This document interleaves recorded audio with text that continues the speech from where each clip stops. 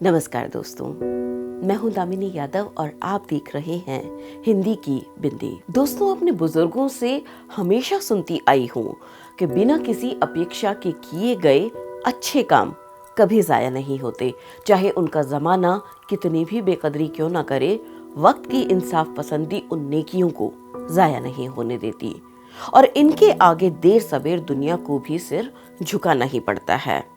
फिर हमने भी देर सबेर ऐसे कई उदाहरण देखे जब वक्त की राख से लाख बनकर लोग उठे और सिर्फ उठे ही नहीं, गुबार की तरह उठे, आंधियों की तरह उठे और ऐसे उठे कि जमाना देखता तो क्या रह जाता, बल्कि देखने की ताप तक नहीं जुटा पाता। और ऐसे उदाहरण तो कई बार हमने ऐसी शख्सियात के मामले में देखे कि जिन्हें खुद वक्त सदियों पहले भुला चुका था, जिनके ना जन्म की कोई तारीख किसी को याद रही, ना उनसे जुड़ी कोई और तमाम तर तफसील, मगर फिर भी वे कुछ ऐसा तो कर गुजरे थे कि सदियां चाहे जितनी बीत जाएं, मगर उनके द्वारा किए गए काम उनके नाम को जिंदा रखे हुए थे। अब फातिमा शेख को ही ले लीजिए। वही फातिमा शेख जो अभी चंद रोज पहले अचानक से इसीलिए चर्चा में आ गई थी क्योंकि गूगल ने उनके नाम का डूडल बनाकर उनके योगदान को सम्मानित किया और उन्हें देश की पहली मुस्लिम महिला शिक्षिका घोषित किया। जिस महिला के योगदान को कभी इतिहास में भी पूरा इंसाफ नहीं मिला था, वही महिला आज एक मिसाल की तरह देखी गई तो सिर्फ अपने फौलादी इरादों और निस्वार्थ भाव से किए गए कामों की वजह से। वरना महिलाओं के योगदान को सराहने का चलन जरा कम ही रहा है, और उस पर अगर महिला मुस्लिम हो तो कहने ही क्या, क्योंकि अब जिन्हें इतिहास पुराना लगता है और पुराना इतिहास उन्हें पसंद नहीं आ रहा, सो वे नया इतिहास बनाने पर उतारू हैं और उनके द्वारा बनाए जाते इस नए इतिहास में शायद महिलाओं के लिए ही कोई जगह ना हो। मुस्लिम महिलाएं तो दूर की बात है। मुस्लिम महिलाओं का तो आजकल एक नया ही उपयोग समझ में आ रहा है और उनकी सबसे बढ़कर उपयोगिता यही रह गई है कि वो किसी बुल्ली ऐप के निर्माता की प्रेरणा बन जाएं और अपनी नीलामी करने वालों को रोजगार जुटा दें। हाई प्रोफाइल मुस्लिम महिलाओं के फौलादी इरादों और क्रांतिकारी सोच से डरता ये कायर समाज और इसके कुछ लोग जब उनके इरादों को तोड़ नहीं पाते, उन्हें बदल नहीं पाते, तो बुल्ली ऐप पर उन्हें नीलाम करने लगते हैं, मानो इससे वो सब कुछ बदल जाएगा जिसे ये महिलाएं एक सुखद बदलाव की उम्मीद से कर रही हैं। और आज की तारीख में ऐसा उस देश में हुआ जहां हमेशा से कहा जाता रहा है कि यत्र नार्यस्तु पूज्यन्ते रमन्ते तत्र देवता। वैसे ये बात भी ठीक है, क्योंकि ये बात तो शायद सिर्फ उस समय के लिए कही गई है ना, जिस समय में देवता निवास करते थे, तब नारियां पूजी भी जाती रही होंगी। मगर हम क्या जाने और क्यों माने, क्योंकि हम तो अपने ही देश में अपने ही कुछ देशवासियों द्वारा अपनी ही औरतों की नीलामी देख रहे हैं, गाली गलोच देख रहे हैं। तो चलिए हम मान लेते हैं कि ये समय देवता तुल्य लोगों का तो नहीं, बल्कि दानवों, राक्षसों और शैतानों का है। ये हम नहीं कह रहे हैं, बल्कि कुछ लोगों के कारनामों ने हमसे कहलवाया है।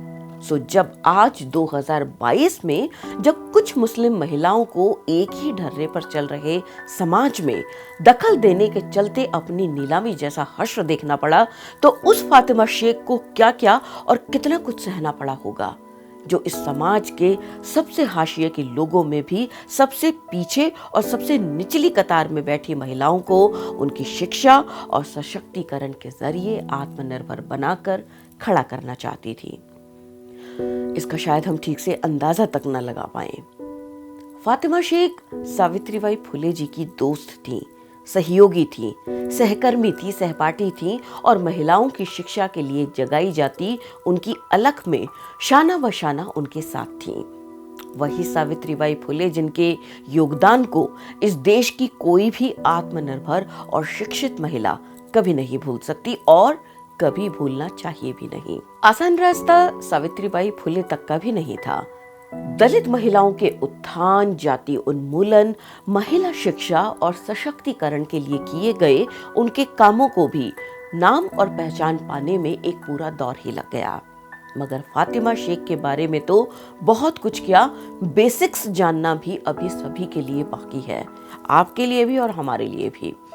हमने जहां भी उनके बारे में जानने के लिए कोशिशें की, सिर्फ कुछ गिनी चुनी इक्का दुक्का जानकारियों तक ही पहुंच पाए, क्योंकि जिस तरह से सावित्रीबाई फूले के कामों को उनके अंजाम और पहचान तक पहुंचाने के लिए समाज के कुछ वर्गों ने एक लंबे समय तक संघर्ष किया, कोशिशें की, जानकारियां जुटाई, वैसा कुछ फातिमा शेख के मामले में अब तक आज तक नहीं हुआ है।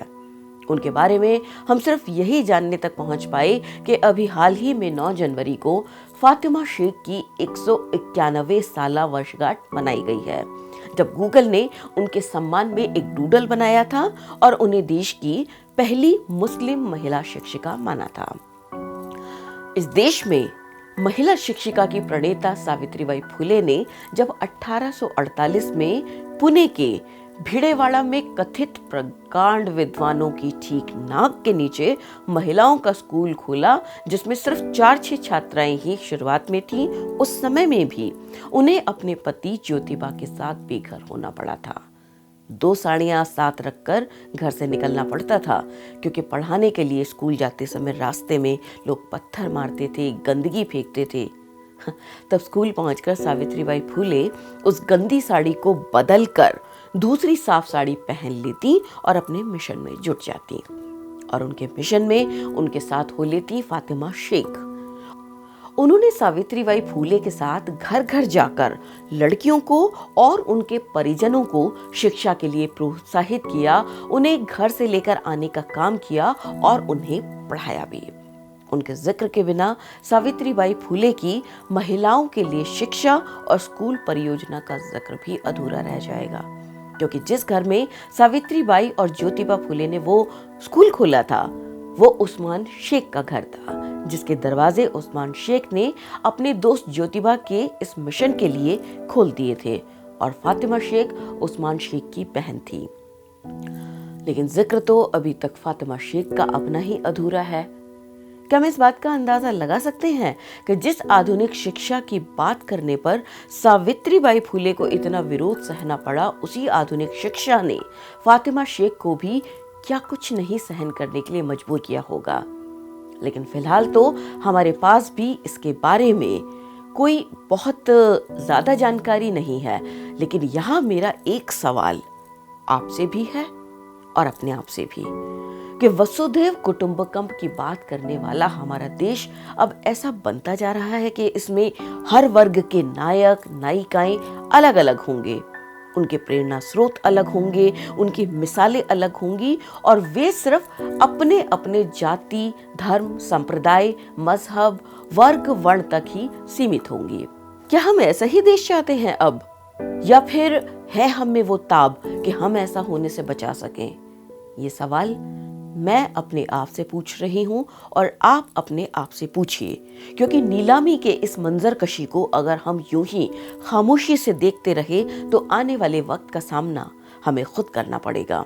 और हमें साथ में ये भी याद रखने की ज़रूरत है कि तारीख की आंखों ने देखे हैं वो मंजर भी, लम्हों ने खता की थी, सदियों ने सजा पाई। नमस्कार।